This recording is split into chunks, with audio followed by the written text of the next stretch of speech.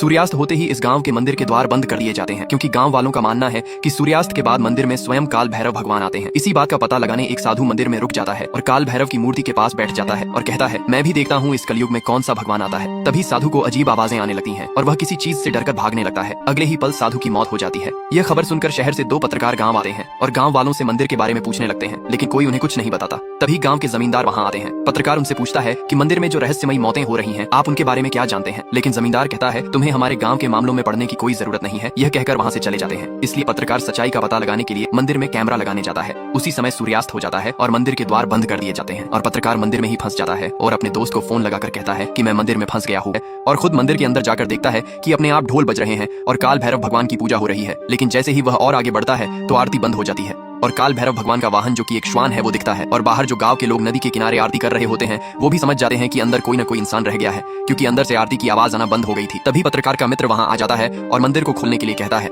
लेकिन गांव का जमींदार कहता है कि कुछ भी हो जाए, अब मंदिर के दरवाजे सुबह ही खुलेंगे। फिर जैसे ही सुबह होती है तो पुजारी जी मंदिर खोलते हैं और क्या देखने को मिलता है कि पत्रकार की मौत हो चुकी है। और तभी वहां पर एक पत्र उड़कर आता है जो कि काल भैरव भगवान की ओर से भेजा जाता, जिसपे लिखा होता है कि एक दिन मंदिर बंद रहेगा। और फिर गांव के लोग मंदिर बंद करके वहां से चले जाते हैं और वही गांव में कुछ लोग भेड़िए को पकड़ने के लिए जाल बिछाते हैं, लेकिन उसमें कोई अजनबी आके फंस जाता है, जिसके कारण उसके पैर पर चोट लग जाती है। और फिर पुजारी जी की बेटी उसे एक बाबा के पास लेकर जाती है जो उस अजनबी की चोट का इलाज करते हैं। और फिर पुजारी जी की बेटी उस अजनबी से उसका नाम और वह उनके गांव में क्या करने आया है पूछती है। फिर अजनबी जो अपना नाम रामू बताता है और बोलता है कि उसे पता चला है कि उनके गांव के मंदिर में एक सहायक की जरूरत है, तो वह मंदिर में सहायक बनने के लिए उनके गांव में आया है। इतना बताकर रामू काल भैरव मंदिर चला जाता है, जहां हमें पता चलता है रामू कोई और नहीं पत्रकार का भाई है और उस गांव में इसलिए आया है ताकि जान पाए उसके भाई के मौत के पीछे का राज क्या है। और वही दूसरी ओर जमींदार के घर पुलिस आ जाती है ताकि मंदिर की छानबीन के दौरान जमींदार किसी भी तरह की रुकावट न पैदा कर सके। लेकिन जमींदार उस ऑर्डर को पुलिस वाले के सामने ही फाड़ देता है और गांव वालों को इकट्ठा कर लेता है और पुलिस को रोकने के लिए मंदिर के आगे आ जाता है और पुलिस वालों को समझाता है कि अंदर न जाए, क्योंकि काल भैरव भगवान की आरती का समय होने वाला है। और सभी पुलिस वाले मान जाते हैं, लेकिन इंस्पेक्टर राहुल जमींदार की बातों में नहीं आते हैं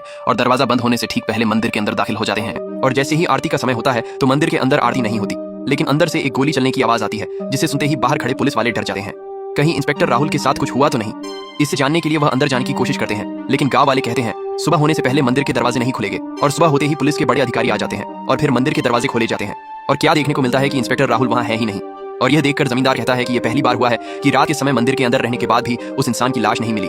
और तभी एक पुलिस वाला देखता है कि इंस्पेक्टर राहुल की कैप काल भैरव भगवान की मूर्ति के चरणों में पड़ी है। और तभी वहां काल भैरव भगवान की तरफ से एक पत्र आता है कि मंदिर 7 दिन के लिए बंद रहेगा और सिर्फ हवन के लिए खुला करेगा। और हवन के दौरान पुजारी जी रामू और उनकी बेटी को प्रसाद लेकर स्कूल भेजते हैं, लेकिन रामू रास्ते में अपने पत्रकार भाई के दोस्त को देख लेता है और उसका पीछा करता है, लेकिन उसे पकड़ नहीं पाता है। लेकिन उस दौरान उसके भाई के मित्र के बैग से एक डायरी गिर जाती है और रामू उस डायरी को उठा लेता है। रामू को उसके भाई की डायरी मिलती है जिसके अंदर उसको मंदिर का ब्लूप्रिंट मिलता है और डायरी के एक पन्ने पर पुजारी जी की बेटी का नाम लिखा होता है गौरी। तो रामू इसके पीछे का राज जानने के लिए आधी रात को ही गौरी के घर पहुंच जाता है और जाकर क्या देखता कि गौरी इतनी रात को कहीं जा रही होती है और रामू उसका पीछा करना शुरू कर देता है, लेकिन गौरी उसे नजर बचाकर वहां से बच निकलती है। लेकिन रामू देखता है उससे कुछ दूरी पर कुछ मशाले जल रही है। पास जाकर देखता है तो पता चलता है कि वहां कोई और नहीं पुजारी जी है, जो कि इंस्पेक्टर राहुल की लाश को कहीं छुपाने के लिए लेकर जा रहे होते हैं। और अगले दिन जब सुबह पुलिस एक बार फिर गांव में आती है तो रामू एक पन्ने पर लिखकर उनको ये खबर पहुंचा देता है कि इंस्पेक्टर राहुल की लाश को पुजारी जी ने छुपा रखा है। और फिर रामू घर आ जाता है और एक बार फिर अपने भाई की डायरी देखता है और उसे उसके भाई द्वारा बनाए गए ब्लूप्रिंट में कुछ अजीब सा लाल बिंदु दिखता है, जिसे जानने के लिए वह जल्दी से मंदिर की ओर जाता है। मंदिर के पुजारी जी को पुलिस गिरफ्तार करके ले जाती है, जिसके कारण उनकी बेटी गौरी बहुत परेशान हो जाती है और रोने लगती है। और फिर रामू वहां आता है और गौरी से कहता,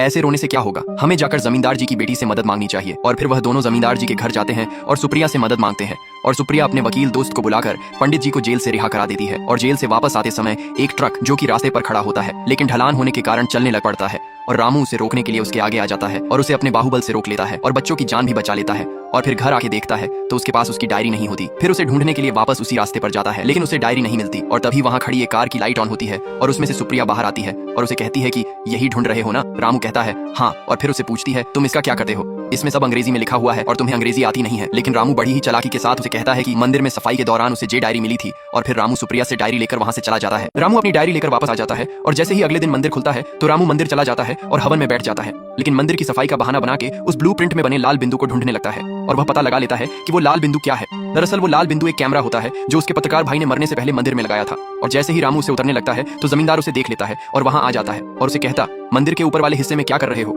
रामू सफाई का बहाना बना के वहां से बच निकलता है, लेकिन जमींदार अपने खास आदमी को कहता है कि इस पर नजर रखना। और रामू जब मंदिर से वापस अपने घर जा रहा होता है तो रास्ते में उस गांव में अपनी भाभी को देखकर हैरान हो जाता है और गांव के लोगों से छुपता छिपाता उन्हें और पिंकी को मिलने चला जाता है।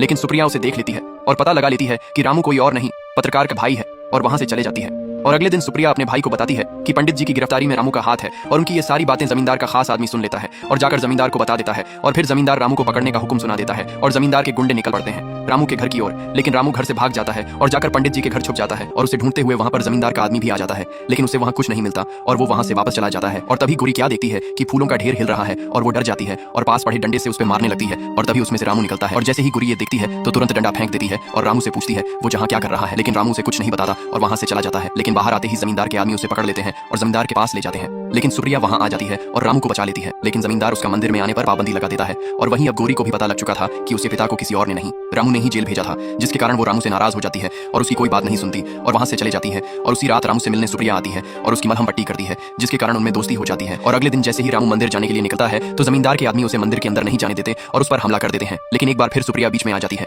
उसकी जान बचा लेती है। लेकिन रामू अभी भी चिंता में था तो सुप्रिया उससे पूछती है क्या बात है, तुम इतनी चिंता में क्यों हो? तो रामू उसे अपने भाई की डायरी में बना लाल बिंदु दिखाता है और उसे कैमरा वाली बात बताता है। सुप्रिया रामू को अपनी दोस्ती का वास्ता देकर मंदिर के अंदर कैमरा उतारने के लिए चले जाती है और बहुत आसानी से रामू को वह कैमरा उतार कर ला देती है, जिसे देखकर रामू बहुत खुश होता है। लेकिन यह खुशी ज्यादा देर नहीं टिकती, क्योंकि रामू जब उस कैमरे को घर पे अपनी भाभी और सुप्रिया के साथ देखता है तो उसे उसमें सिर्फ अपने भाई की लाश और एक परछाई दिखती है जो उसके भाई की लाश खींच रही होती है, जिसे देखकर रामू बहुत परेशान होता है। लेकिन सुप्रिया उसकी हौसला आवाजाही करती है, जिससे रामू एक बार फिर ठान लेता है कि जब तक अपने भाई के कातिल को नहीं पकड़ लेता वह रुकने वाला नहीं। और फिर अपने घर जाकर एक बार फिर से कैमरा को चेक करता है और उसमें दिख रही परछाई का प्रिंट आउट निकाल लेता है और कुछ टाइम के लिए रामू भी मान लेता है कि यह परछाई काल भैरव भगवान की है। लेकिन तभी उसके दिमाग में आता है कि भगवान क्यों किसी निर्दोष को मारे गए और इसी राज को पता लगाने के लिए रामू रात को ही मंदिर पहुंच जाता है। लेकिन तभी वहां एक पागल आता है और उससे काल भैरव भगवान का प्रिंट आउट ले जाता है और रामू से रोक नहीं पाता। लेकिन तभी रामू क्या देखता है कि गौरी इतनी रात को कहीं जा रही है और रामू जैसे ही यह देखता है रामू गौरी का पीछा करना शुरू कर देता है और जाकर क्या देखता है कि गौरी काल भैरव भगवान की पूजा कर रही है। लेकिन तभी गौरी उठ जाती है क्योंकि उसने रामू की आवाज सुन ली थी और जैसे ही गौरी रामू को देखती है तो उससे नाराज होने के कारण उस पर गुस्सा करती है और रामू की एक भी नहीं सुनती और गुस्से में वहां से चले जाती है। लेकिन जैसे ही सुबह होती है रामू पंडित जी के घर पहुंच जाता है क्योंकि वह गौरी को मनाना चाहता था और रामू पहुंचते ही पंडित जी के चरण छूता है और फिर पंडित जी रामू को गौरी और उसकी सहेली के साथ बैठ शाम को होने वाले जन्माष्टमी के पर्व की तैयारी करने को बोलते हैं और रामू भी गौरी और उसकी सहेली के काम में हाथ बढ़ाने के लिए उनके साथ बैठ जाता है। लेकिन गौरी को यह बिल्कुल मंजूर नहीं था और गौरी रामू को खरी खोटी सुनाकर वहां से जाने को कहती है और रामू अपनी बेइज्जती सह नहीं पाता और वहां से चले जाता है। और फिर जैसे ही गौरी काम खत्म करके आती है तो उसके पिता उसे समझते हैं कि गुस्सा करना ठीक बात नहीं और बचपन में बताई गई बातें फिर दोहराते हैं, जिसे सुनकर गौरी शर्मिंदा होती है और तुरंत जाकर रामू से माफी मांगती है और रामू भी बड़ दिल रखते हुए उसे माफ कर देता है। और वही एक और रामू के मरे हुए पत्रकार भाई के दोस्त ने मंदिर में लगे हुए कैमरा क्लिप का सौदा एक न्यूज चैनल के साथ किया। लेकिन जैसे ही वह उस कैमरा को लेने मंदिर में आया तो वह कामयाब न हो पाया क्योंकि जमींदार के लोगों ने उस ओर हमला कर दिया था और वहां से अपनी जान बचाकर वो सीधा पंडित जी के घर गया और धोखे से पंडित जी के घर से मंदिर की चाबी की नकल का शाप ले लिया। जमींदार घर आता है और अपनी बेटी सुप्रिया को बताता है कि इस बार जन्माष्टमी के पर्व पर कृष्णा को झूला झुलाने का मौका सुप्रिया को मिलेगा, जिसे सुनकर सुप्रिया बहुत खुश होती है। और वही दूसरी ओर गौरी भी जन्माष्टमी की तैयारियों में खोई हुई थी और पत्रकार का दोस्त मंदिर के अंदर जाने के लिए मंदिर के पास जाता है। लेकिन तभी वहां पर भाभी आ जाती है और पत्रकार का दोस्त उन्हें झूठ बोलकर उनके साथ उनके घर चला जाता है और उन्हें एक फाइल दे देता है। और तभी मुनि आती है और जन्माष्टमी के पर्व में जाने की जिद करती है। फिर पत्रकार का दोस्त मुनि को अपने साथ ले जाता है, लेकिन पत्रकार का दोस्त पर्व में नहीं जाता और मंदिर के पास ही रुक जाता है ताकि मंदिर में लगे कैमरे उतार सके और मुनि को वहां से अकेला पर्व में जाने के लिए छोड़ देता है। और मुनि भी एक निडर बच्चे की तरह वहां से अकेले चले जाती है। और फिर पत्रकार का दोस्त मंदिर का ताला खोलता है और कैमरा ढूंढने लगता है, लेकिन उसे वहां कुछ नहीं मिलता और मुनि भी अपने पापा के दोस्त को ढूंढते हुए मंदिर में आ जाती है क्योंकि उसे अकेले डर लग रहा था। लेकिन पत्रकार का दोस्त कैमरा न मिलने के कारण मंदिर को बंद करके वहां से चले जाता है और मुनि, जो कि मंदिर के अंदर फंस गई थी, वो देखती है कि आरती अपने आप हो रही है, जिसे देखकर वह और डर जाती है। पत्रकार का दोस्त मंदिर से निकल जाता है और खुश होता है कि वह पहला इंसान है जो मंदिर से जीवित निकल कर आया है। लेकिन तभी एक ट्रक आता है और उसे टक्कर मारकर वहां से चला जाता है और पत्रकार का दोस्त मरने से पहले काल भैरव भगवान के श्वान को देखता है और अपनी मौत स्वीकार करता है। और दूसरी ओर मुनि की मम्मी उसके वापस न आने पर उसे वापस लेने के लिए जन्माष्टमी के पर्व में चले जाती है, लेकिन उसे मुनि वहां नहीं मिलती। फिर वो यह बात रामू को बताती है और उनकी सारी बातें जमींदार का बेटा सुन लेता है और उनका पीछा करता है। और वही रामू और उसकी भाभी मुनि को ढूंढते हुए मंदिर के आगे आ जाते हैं और तभी उनको मंदिर के अंदर से मुनि की आवाज आती है और रामू को कुछ नहीं सूझ रहा होता कि वह मुनि को कैसे बचाए। तभी जमींदार का बेटा आता है और रामू के साथ मिलकर मंदिर का दरवाजा तोड़ देता है और मुनि की जान बचा लेता है। लेकिन तभी वहां सरपंच आ जाता है और उन्हें जमींदार के पास ले जाता है और जमींदार उन्हें कोड़े मारने की सजा सुनाता है। लेकिन जमींदार का बेटा होने के कारण जमींदार के नौकर कोड़े मारने के लिए तैयार नहीं था।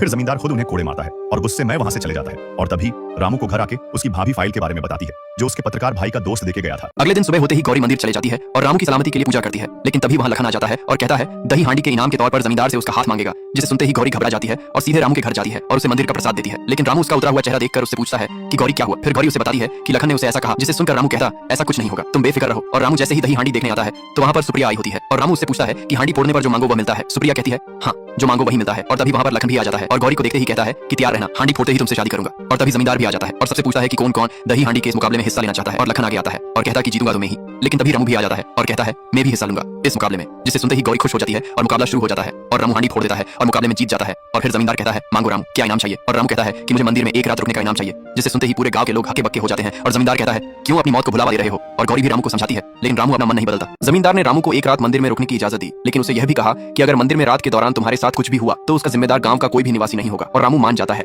और मंदिर की ओर जाने लगता है। रास्ते में गौरी और सुप्रिया भी उसे समझाती है, लेकिन वह किसी की नहीं सुनता और मंदिर के अंदर चला जाता है। और रोज की तरह शाम का समय होते ही मंदिर को पंडित जी बंद कर देते हैं और सभी अपने अपने घर चले जाते हैं, लेकिन गौरी वहीं मंदिर के आगे ही रुकती है। और जैसे ही शाम की आरती का वक्त होता है तो जब जमींदार मंदिर के लिए निकल रहा होता है तो वह लखन को रामू के घर की तलाशी लेने का काम सौंपता है और मंदिर चला जाता है। और मंदिर के नदी किनारे पूरे गांव वालों के साथ काल भैरव भगवान की आरती शुरू कर देते हैं। लेकिन तभी मंदिर के अंदर हो रही आरती की आवाज आना बंद हो जाती है, जिसे सुनते ही पूरे गांव वालों को लगता है कि रामू की वजह से उनकी आरती में विघ्न पड़ा है। और गौरी यह सुनते ही काल भैरव भगवान की मूर्ति के पास चली जाती है और रामू की सलामती के लिए प्रार्थना करती है और उसकी वही आंख लग जाती है। और जैसे ही उसकी नींद खुलती है तो वह क्या देखती है कि सुबह होने वाली है, तो वह वापस मंदिर के द्वार के आगे चली जाती है। और तभी वहां पर गांव वाले भी आ जाते हैं और फिर लखन मंदिर का दरवाजा खोल देता है। और जैसे ही दरवाजा खुलता है तो गौरी सबसे पहले मंदिर के अंदर चले जाती है। गौरी जैसे ही मंदिर के अंदर जाती है तो क्या देखती है कि रामू की लाश पड़ी है और उसके पीछे पीछे पूरे गांव वाले भी आ जाते हैं और रामू की लाश देखकर काल भैरव भगवान का जयकारा लगाते हैं। लेकिन तभी सुप्रिया कहती है कि रामू अभी जिंदा है, क्योंकि रामू का हाथ हिल रहा है, हमें इसे हॉस्पिटल लेके जाना चाहिए। लेकिन जमींदार और गांव वाले मना कर देते हैं, लेकिन पंडित जी के समझाने पर सब मान जाते हैं और रामू को एम्बुलेंस में डालकर हॉस्पिटल ले जाते हैं। और दूसरी ओर गौरी भगवान से नाराजगी जताती है कि उसके रामू को उन्होंने सुरक्षित क्यों नहीं रखा। और तभी वहां पर तूफान आ जाता है और सारे दिए बुझ जाते हैं, क्योंकि हॉस्पिटल में रामू ने अपनी जान त्याग दी थी।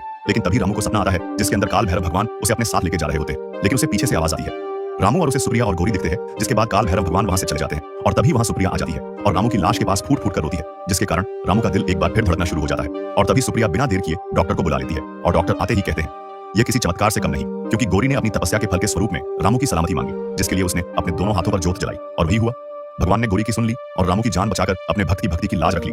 गौरी की दोस्त गौरी को आकर बताती कि अब रामू एकदम ठीक है, जिसे सुनते ही गौरी की खुशी का कोई ठिकाना नहीं रहता और भगवान का शुक्रिया अदा करके सीधे रामू के घर की ओर निकल पड़ती है। और वहीं एक और लखन जमींदार को रामू के पत्रकार भाई की डायरी लाकर दे देता है और उसे बताता है कि रामू के बारे में उसने आसपास के गांव में पता किया है, लेकिन उसे कोई नहीं जानता। इतना सुनते ही जमींदार कहता है कि कौन है ये बहरूपिया लखन, तुम इसकी हर हरकत पर नजर रखो। और लखन वहां से चला जाता है और गौरी भी अब हॉस्पिटल पहुंच जाती है। और उसे देखते ही रामू उससे पूछता है कि तुम्हारे हाथ में पट्टी क्यों बंधी हुई है। और गौरी रामू से नजरें चुराते हुए कहती है कि खाना बनाते हुए हाथ जल गया था, और उसे मंदिर का प्रसाद देकर वहां से चले जाती है। और वही रामू की भाभी भी शहर से वापस आ जाती है और रामू के बाद सुप्रिया को बताता है और उसे कहता है कि भाभी को कहना कि मैं एकदम ठीक हूँ, उन्हें हॉस्पिटल आने की जरूरत नहीं है, अगर वो जहाँ आई तो सबको मेरी असलियत पता चल जाए। जी। और सुप्रिया यही करती है और रामू का सुनेहा भाभी तक पहुंचा देती है। और अगले दिन जैसे ही रामू डिस्चार्ज होता है तो वह सुप्रिया और उसके भाई के साथ गाड़ी में बैठकर भाभी से मिलने जा ही रहा होता है कि रास्ते में गांव वाले उनका रास्ता रोक लेते हैं और रामू से पूछते हैं तुमने मंदिर में क्या देखा। और रामू उन्हें बताता है मुझे काल भैरव भगवान ने दर्शन दिए, जिसे सुनते ही पूरे गांव वाले उसके आगे सर झुका लेते। लेकिन ऐसा क्यों जानेंगे अगले भाग में।